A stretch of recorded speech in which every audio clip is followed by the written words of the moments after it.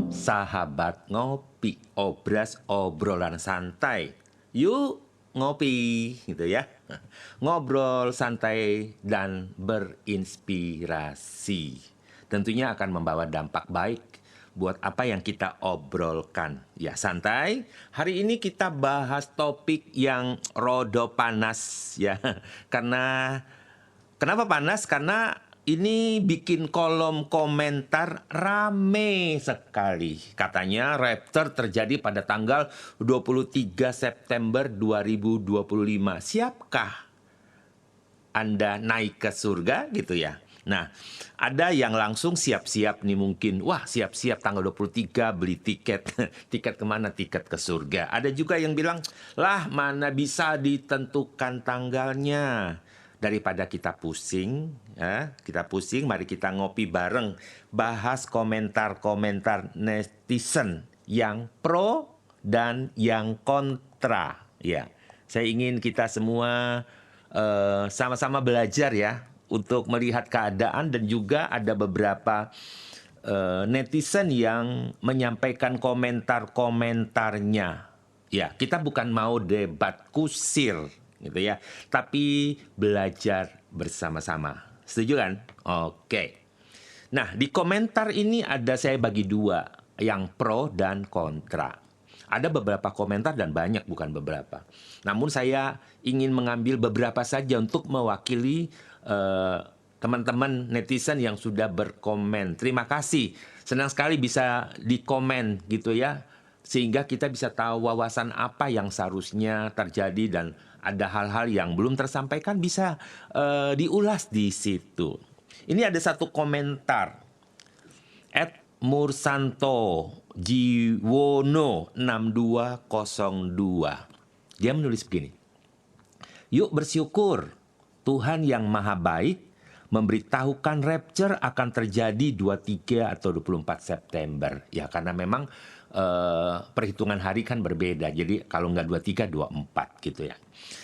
Nah, coba kita ulas daripada apa yang ditulis komentar dari Mursanto Jewono. Ya, ini semangatnya luar biasa kalau saya baca. Bersyukur, wah itu adalah sebuah kunci. Kalau benar nih tanggal 23 September, ya kita siap-siap saja. Tapi jangan lupa, bersyukur itu bukan cuma pas menunggu tanggal 23 ya, tapi juga pas kita harus membayar hutang atau ngantri pembayaran tagihan kita bulanan. Oke ya. Yang kedua, @Rostiana Huta Barat 7054. Dia tulis, Roh Kudus yang memberitahukan kepada Yesus dan gerejanya saat Bapa di surga mengumumkan rapture. Ya, ini mereka yang pro. Komentar-komentar pro terjadinya rapture tanggal 23. Nah, kita coba lihat tulisan ini juga dalam banget ya. Ada Roh Kudus yang memberitahukan kepada kita ya lewat Yesus kepada gerejanya. Ya, jadi dia percaya bahwa saudara kita ini percaya ada komunikasi surgawi, gitu ya. Ya, saya menghargai iman yang seperti ini karena memang Roh Kudus itu penolong yang memberi pengertian dan mengungkapkan hal-hal yang belum kita pahami sekarang. Tapi ya, jangan sampai kita jadi lebih fokus ke tanggalnya saja, tapi lupa kepada isi hati. Maksudnya lupa isi hati itu begini. Kita hanya pikir fokus tanggal, tetapi kita lupa hati kita harus dipenuhi dengan damai sejahtera. Hati kita jaga gitu ya. Nah, yang berikutnya adalah dari @Elizabeth WD6IW. Komentarnya, percaya 23 September terjadi pemeteraian hidup. Wah, ini mantap juga nih ya. Langsung percaya penuh. Kalau ada yang percaya begitu, ya mari kita hargai. Saya hargai. Saya hormati. Karena yang terpenting siap sedia gitu ya. Artinya dia nih, aku siap sedia. Mau tanggal 23, kalau terjadi 23, aku siap gitu ya. Nah, silakan. Ya, Anda percaya dan mungkin ada juga yang tidak percaya. Juga silakan. Yang penting hati kita tetap murni di hadapan Tuhan.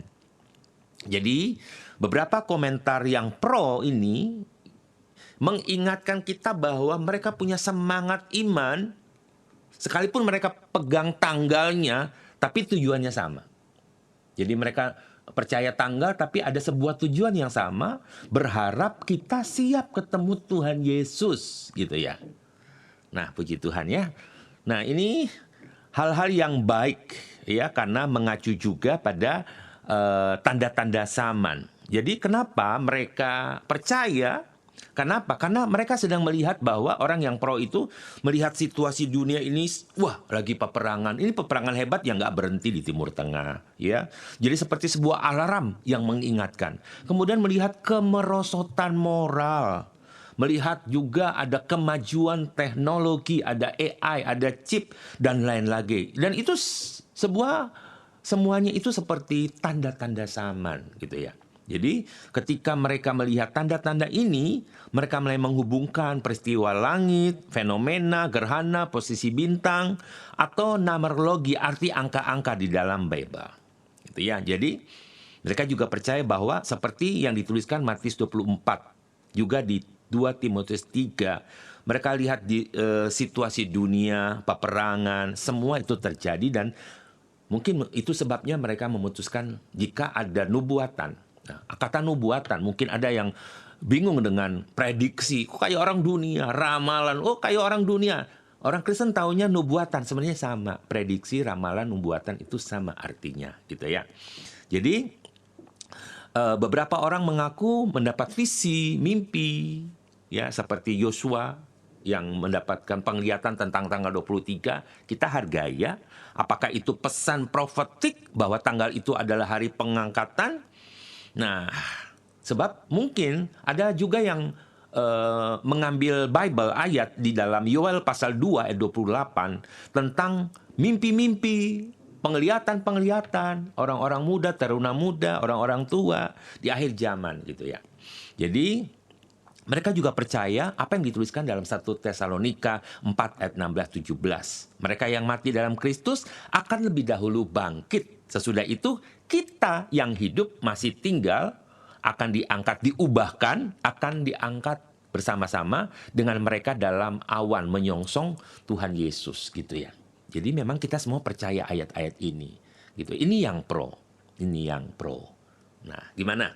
Bagi Anda yang pro mungkin dengan apa yang sudah disampaikan oleh beberapa netizen yang mewakili mereka yang pro yang saya sudah bacakan. Tulislah di kolom komentar. Ya, bukan untuk berdebat kusir, bukan. Tapi menyampaikan gagasan pikiran dan itu saya hormati.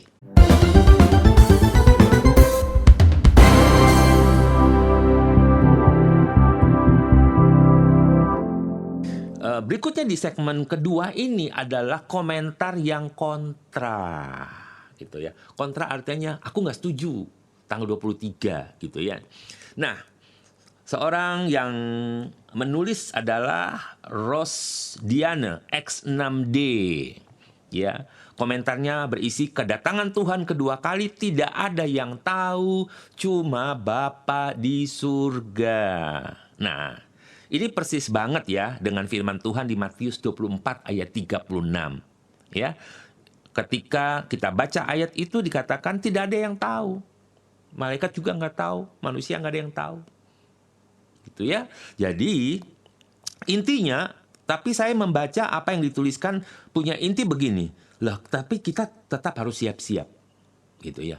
Artinya nggak ada yang tahu tapi harus siap. Gitu ya. Ya, untuk Rosdiana X6D. Ya, ini bagus ya. Kedatangan Tuhan kedua kali tidak ada yang tahu. Benar nggak ada yang tahu. Gitu ya.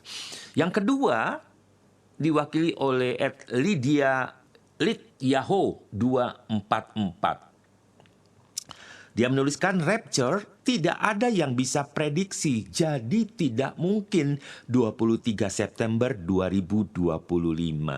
Wah, betul juga. Gitu ya. Betul juga. Kalau bisa diprediksi, nanti malah orang jadi santai gitu ya. Ah, masih lama. nanti saja bertobatnya. Tanggal 22 September malam baru saya bertobat. Wah, ini bahaya.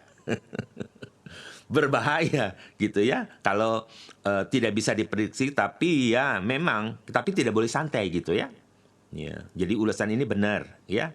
Memang tidak bisa diprediksi, tapi orang juga tidak boleh santai gitu. Sebab kalau bisa diprediksi, orang akan santai sampai mendekati tanggalnya baru siap-siap. Baru kelabakan, baru mulai siap koper, baru mau berbuat baik, baru mau doa, baru mau nyembah, baru mau beribadah gitu ya. Benar ya? Baik, kemudian yang berikutnya ada Yan Sucipto 383. Nah, dia bilang begini ulasannya. Ya, anggap itu alarm buat jaga-jaga gitu ya. Dunia ini seperti pencuri yang datang, tapi bagi anak Tuhan kita disiapkan. Nah, ini keren banget gitu ya, keren ya.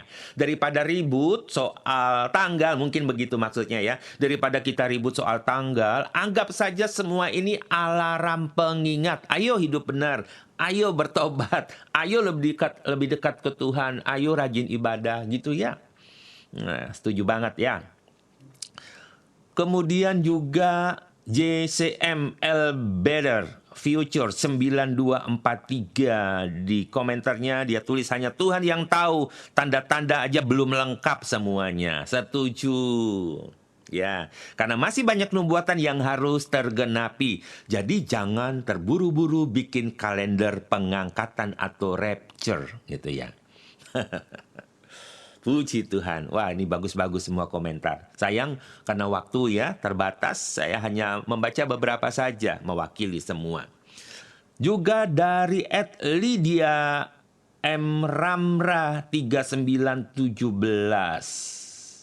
Pace, kok tipu sa dari Papua? Oh, Pace kok tipu? Saya dari Papua. Tuhan tidak katakan demikian. Oh, Mace. Mungkin salah baca, mungkin Mace. Saya juga orang Papua. Iya, Mace, ulasannya ini komentar jujur banget khas Papua, ya. Mace Lydia M. Ramra 3917. Ini komentar jujur banget khas Papua. Intinya, Mace ini bilang dia tidak boleh sembarangan kasih klaim tanggal-tanggal. Karena yang Tuhan firmankan itu jelas. Akan ada pemulihan segala sesuatu harus terjadi dahulu. Jadi ada pemulihan lebih dahulu, baru waktu rapture itu terjadi. Plus masuk ke masa anti-Kris 3,5 tahun. Terima kasih Lydia M. Ramra 3917. Wah, kok tinggal di mana ini? Di Papua. Kalau saya tinggal di Japura. Oke, jadi komentar ini mengingatkan kita hati-hati jangan sampai sibuk menunggu tanggal tapi lupa hidup benar, gitu ya. Tapi kalau yang nyinyir-nyinyir singkirkan aja, biarkan aja kalau yang nyinyir-nyinyir, ya.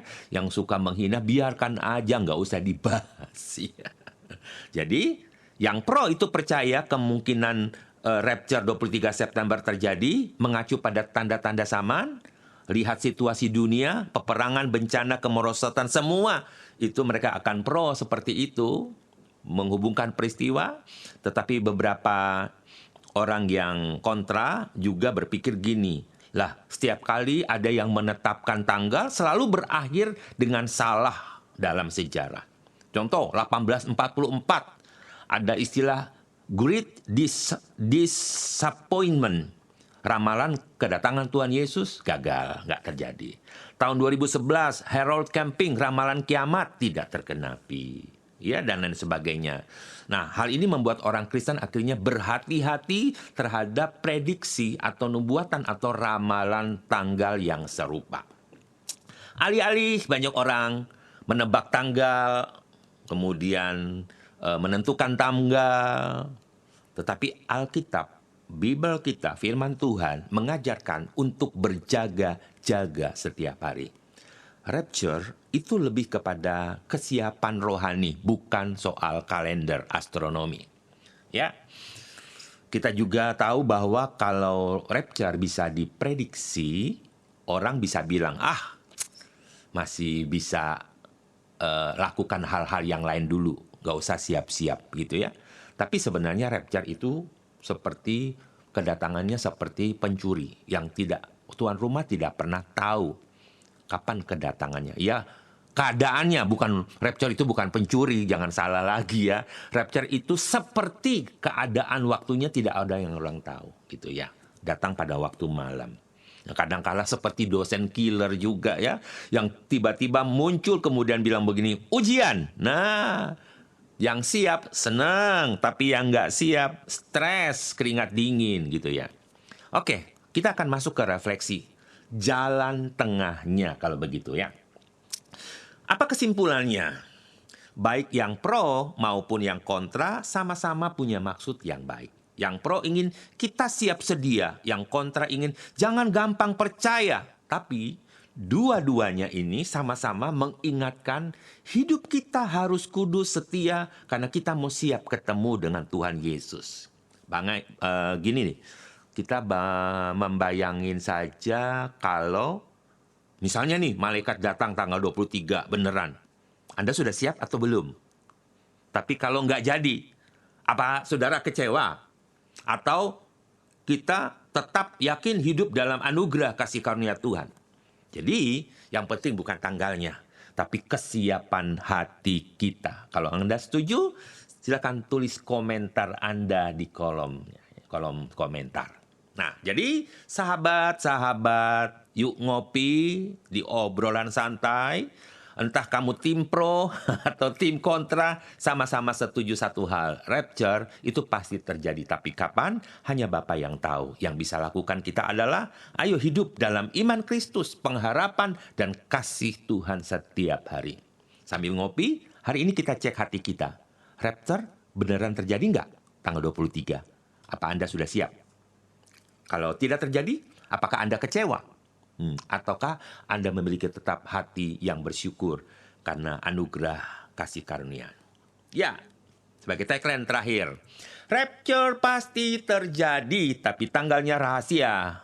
Jangan sibuk hitung kalender, tapi sibuklah siap sedia. Jadi, teruslah hidup dalam kasih karunia, anugerah Tuhan, jangan sibuk menghitung tanggal. Ya, dan persiapkan hidup kita setiap hari. Anggap saja Tuhan sudah mau datang besok. Kita tetap berjaga-jaga. Sampai bertemu di Yuk Ngopi berikutnya. Ya, Yeshua HaMashiach, bless you. Amin.